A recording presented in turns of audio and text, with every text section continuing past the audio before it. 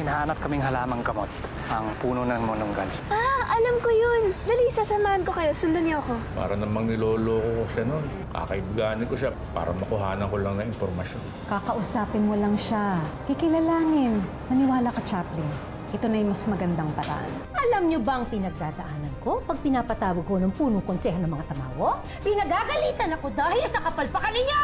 Binigay namin sa iyo ang tungkulin para hanapin ang mga sakras. Pinipiko mo kami! Tipunin mo ang lahat ng mga sundalo mo. Ipapakita natin sa taga-Chu ang tunay na lakas nating mga tamawo. Kailangan niyang malaman para mapaglabanan niya. Naging manananggal ka kanina. Pinagbibintangan mo yung kapatid ko. Hindi niya tayo tinutulungan. Niloloko niya tayo. Umamin ka nga, engkanto ka, no? Sasawa na ako sa pangungontra mo, ha? Hindi ka na nakakatuwa. Di ba sabi niyo po, mas magiging makapangyarihan ang mga engkanto pagsapit ng dilim? Kaya mas kailangan nating magbantay dito. Kailangan natin makita si Katitay bago pa kumagat ng dilim. Baka mag-transform yung makasakit pa na ibang tao yun eh. Tama nga yung sinasabi ni Eric. Nananggal nga si Katitay. Tama si Jade. Hindi ikaw si Mabel. Isa kang engkanto. Wala ka na magagawa. Hindi ka na makakaalis dito. Gusto mo makipaglaro? Pagbibigyan kita.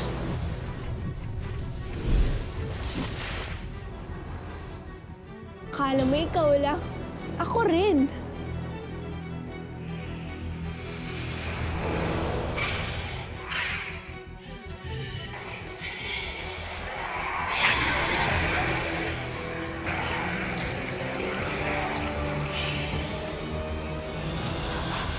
Ang dali niyo talagang lokohin. Kayong mga tao, lagi ko nagpapadala sa inyong mga puso. Kaya ang dali niyong iligaw. Wala kang karapatang paglaruan ng alaala. At sa lahat ng gagayahin mo, kapatid ko pa talaga. Masarap igopin ang mga alaalang puno ng pag-ibig. Palibasa ikaw, wala kang alaala. Dahil wala kang kasama, wala kang pamilya, nag-iisa ka lang.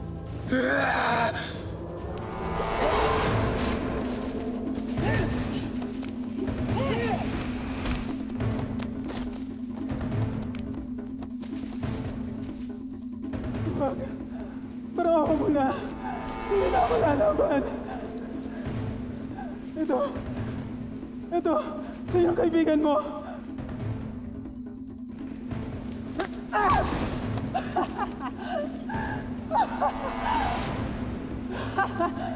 Oto ka talaga. Ops, huwag kang lalapit. Kunti, patay ang kaibigan mo. Hindi ko na kinakailangan lumapit pa sa'yo.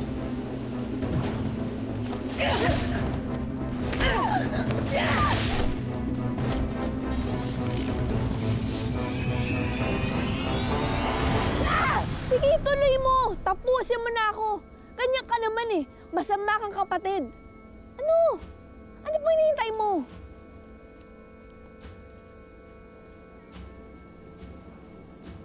Hindi kita kapatid. Wala na si Mabel.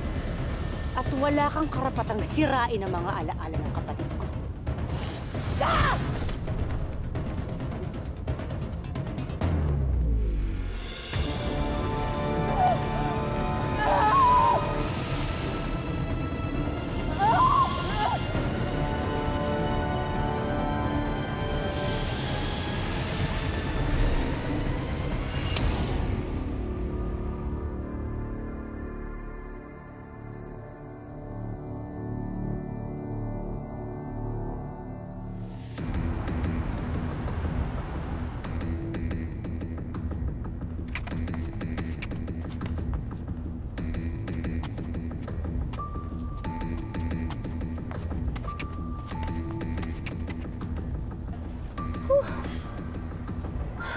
Bakit niya hinahanap si Katitay?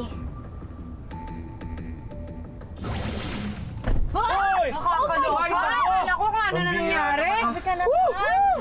Lumayas si Katitay. Bakit daw? Ewan ko. Natatakot nga si Mang Esteban eh na baka matake daw siya. So, totoo nga. Tama si Eric.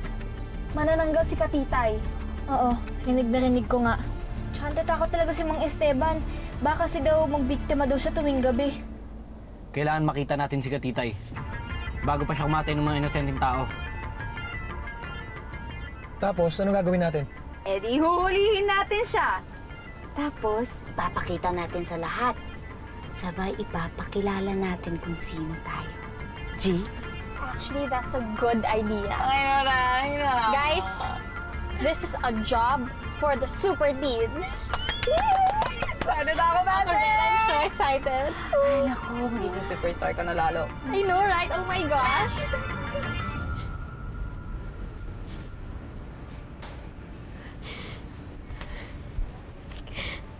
Ayoko makasakit.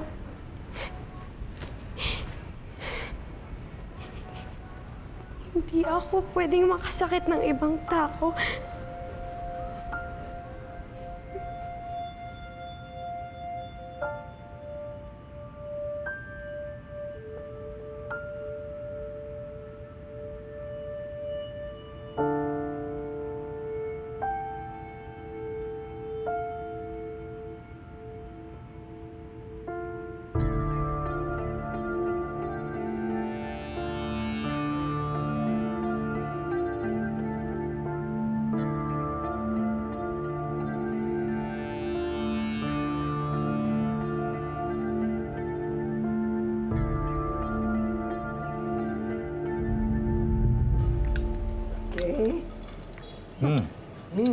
Iba pa rin itong bulalo mo, ma.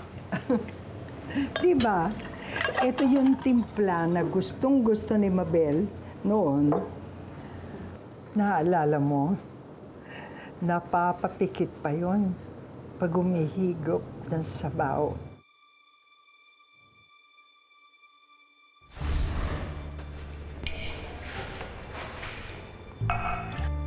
Ba't tayo pang kumain? May problema ba? Eh, di pa paborito mo yan? Kaya nga po nilalanap ko pa eh.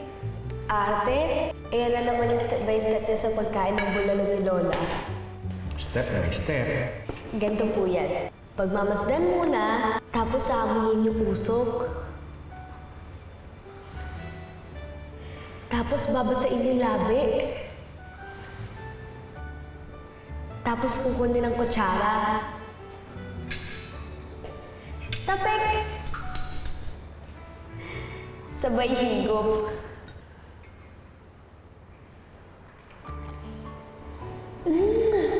Ang sarap! Ang aarati niyo. Kumain na nga lang kayo.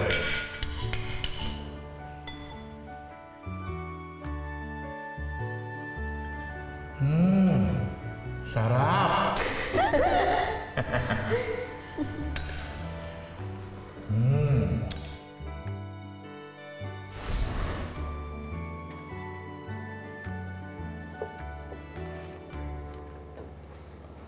Tay, parang ang saya ng iniisip niyo ah.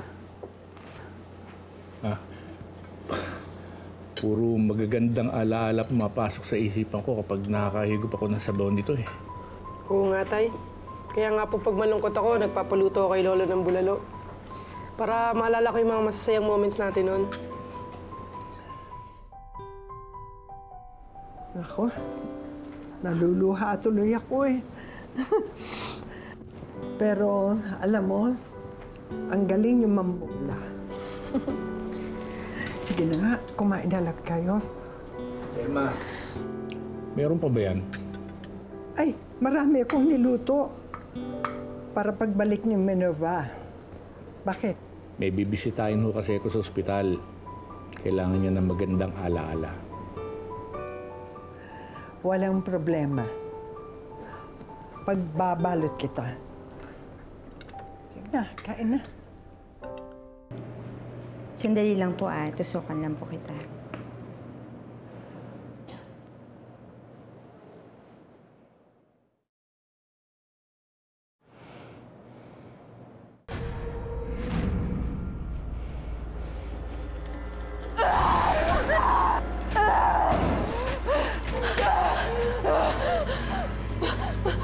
Sorry! Hindi ko sinasadya! Sorry!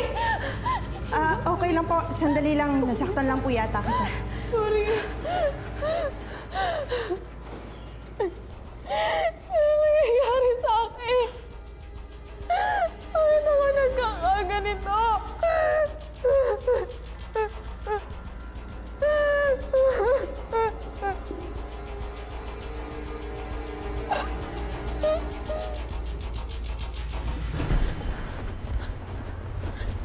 Jake! Jake! Minerva! Minerva! May bagat! Si Mabel! Isa siyang bagat! Jake, tapos na. Niloko ko lang ang sarili ko na kapatid ko siya. Nagpaloko naman ako sa engkantong yun. Nasaan na siya? Wala na siya. Teka. Ilang oras ako nakatulog? Minerva, baka maloko ulit tayo ng mga engkanto. Baka ma-stuck tayo dito. Jake, kumain ako ng pagkain na binigay niya. Ano? Kung ganun maliligaw na tayo dito. Kahit magpaikot-ikot pa tayo, na-stuck na tayo dito. Pero hindi. Subukan pa din natin. Tara! Tara! Kuya, dito po! Tara. Lola! Kuya, bilisan niyo po! Lola! Lola, pakibuhat naman po siya, kuya! Teka, patay muna natin yung apoy, baka masunog ang gubat. Wag! Nakatawid pa yung pinsan ko, baka hindi siya makabalik. Hayaan muna natin yung apoy. Buhatin niyo sa Lola. Pasok natin siya sa loob. Dito, kuya. Lola. Kuya, pakibilis.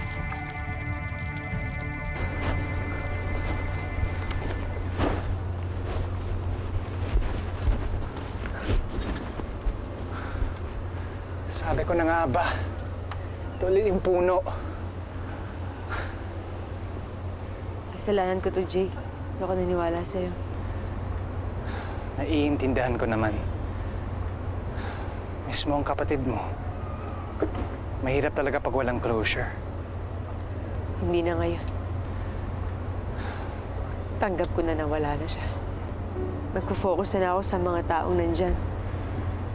Sa mga taong nangangailangan sa akin. Si Katitay. Kailangan ko siyang matulungan. Hindi tayo pwedeng manatili dito. Kailangan natin makaalis dito.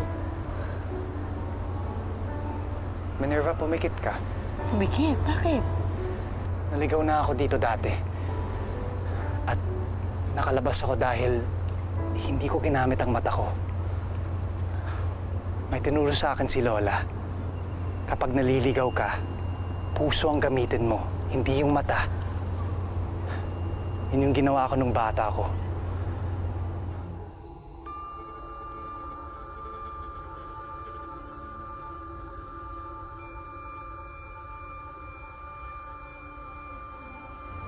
Aalahanin mo ang taong mahal mo. Gamitin mo ang puso mo. At ipapakita niya sa'yo ang daan.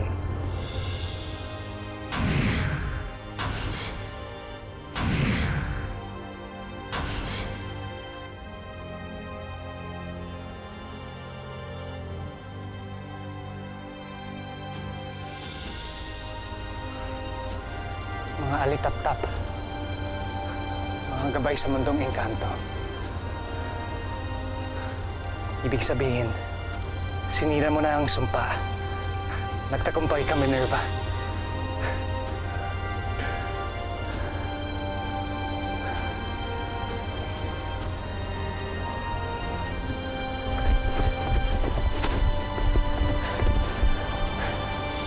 Yan na yun. Ikaw na kumuha ng dahon. Maghahanda ako ng pampakulot kawayan.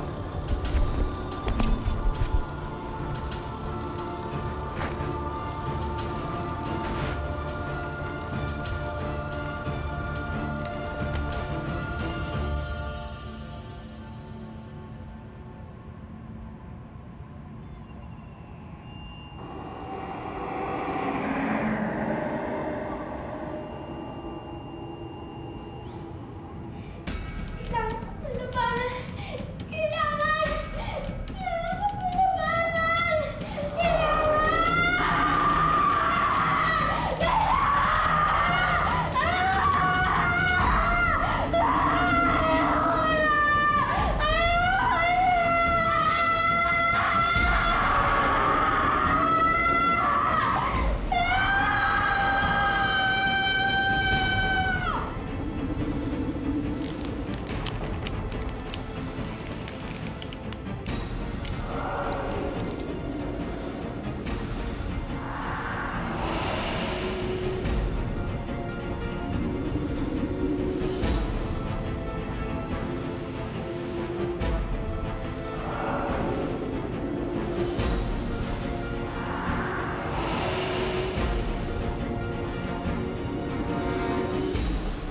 Guys, we should find a pregnant lady para meron tayong bait, di ba? Kailangan lang nating rumonda. Gabi na, sigurado gutom na yun. Ito guys, gumagawa din ako ng pinaghalong asin at tabo just in case na makita natin yung manananggal para. Basta guys, sama-sama tayo ah. Bakit, Onin? Natakot ka ba? Ha? Wow, tol! Hindi, Eric. Tama si Onin. Di ba nawawala nga yung powers natin mo naghiwa-hiwalay tayo? Oo nga pala. Ang pinaka-worry ko lang, di ba kaibigan ni Ma'am Minerva si Katitay? Alam ba niyang monster si Katitay? Malamang hindi. Ang mga monsters, may secret identity yan. Kaya nga mas dapat natin siyang pigilan. Mamaya, pati si Ma'am Minerva, saktan niya pa. Magdadala na rin ako nito. Ito na yung gagamitin kong bala. Sigurado, patay siya dito. Wait, you're going to make patay Katitay? Parang hindi ko yata kaya yun. Kung kinakailangan lang. Mamaya, saktan niya tayo eh. Kaya nga, let's go manananggal hunting! And let's make Super Mom proud! Go for it! Oh my gosh, guys, let's go. Excited na naman ako. Let's go! I'm ready!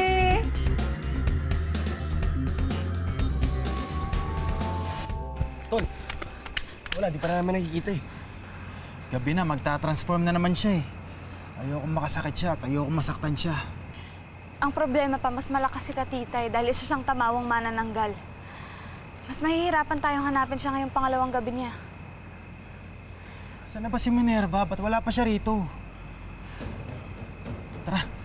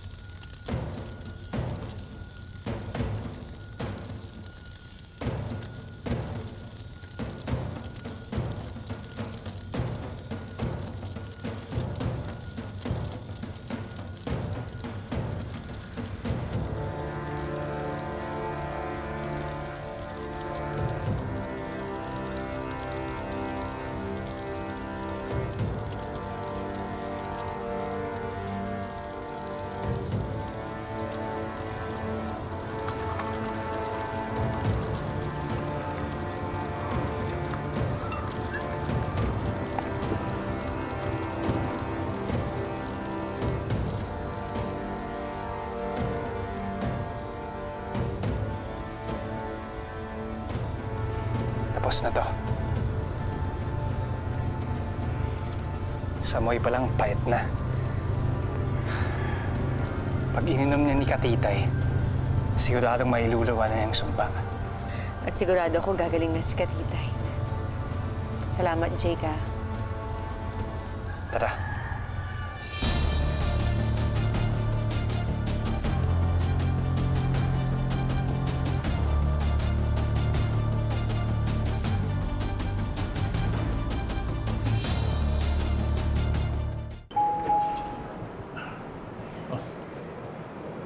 Chip? Ano update? Sana maaga kang dumating. Grabe daw yung anxiety levels ng babae. Tapos may mga weirdong nangyayari. Weirdo?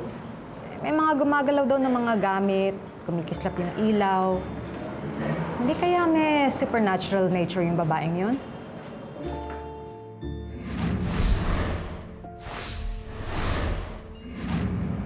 Siya kaya yun? Bakit? Kasi, oo, naalala ko na.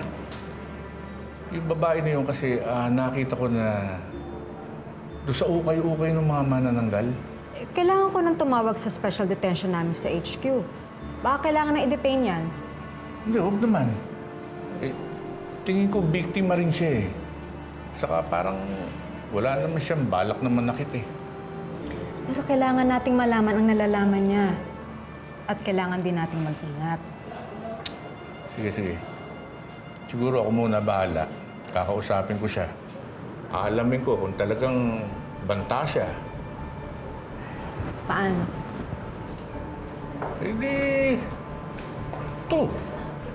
Bulalo. Bulalo? O, di ba? Ang gusto mo kaibiganin ko siya. para makakuha ko ng mga impormasyon. Dadalawin ko, dadalang ko ng bulalo.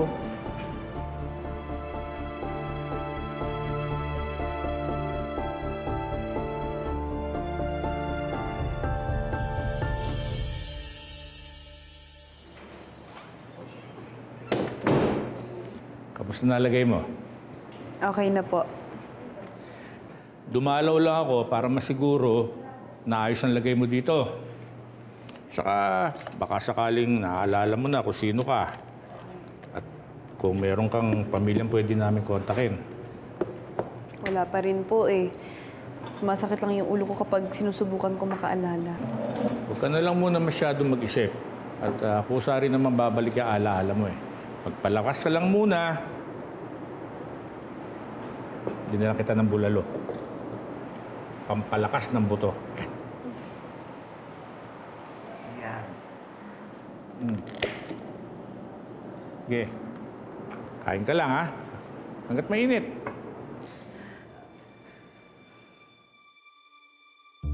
Pagmamasdan muna, tapos amuyin yung usok.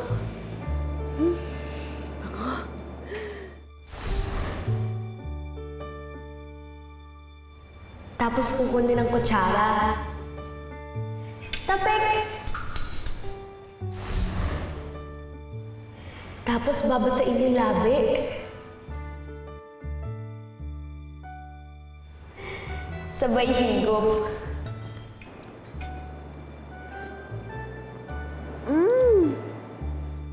Ang sarap! Sarap po.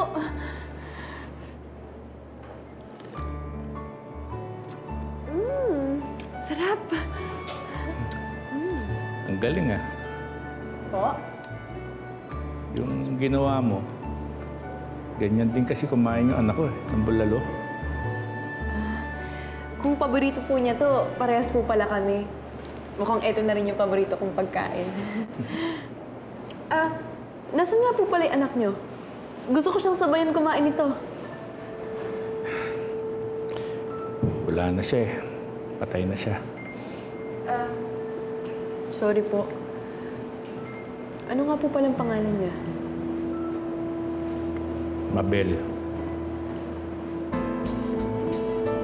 Mabel ang pangalan niya.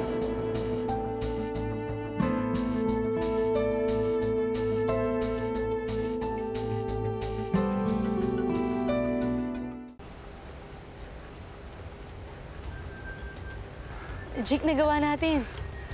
Just in time. Kuya Jake! Kuya Jake, si Lola! Dinala sa ospital kanina. Ha? Bakit? Jake, sige na. Puntahan mo na yung lola mo. Sigurado ka? Kaya ko na to. Pakisabi na lang sa kanya salamat.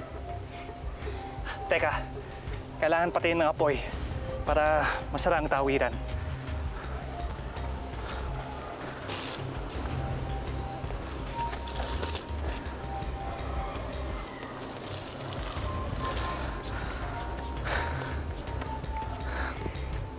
Ingat ka, Minerva. Magkita na lang tayo sa school. Salamat.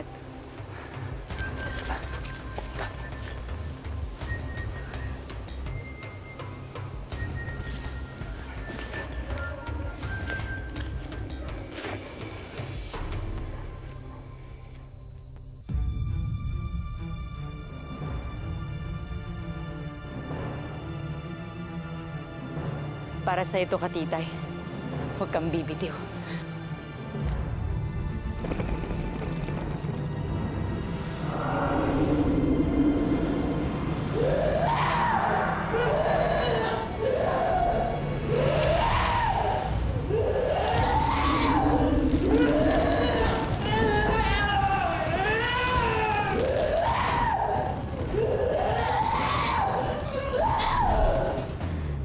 Kuya Esteban, may pangitain.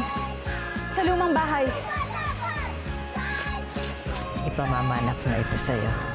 Siguraduhin mo na walang anumang elemento ang nakalabas mula sa lagusan. Super Teens ang nagligtas sa inyo? Opo, ma'am. Mga kabataan na may mga superpowers. Ang gagaling ng mga powers nila. sinubukan niyang huwag magpalit ng anyo. Pero hindi niya kinaya.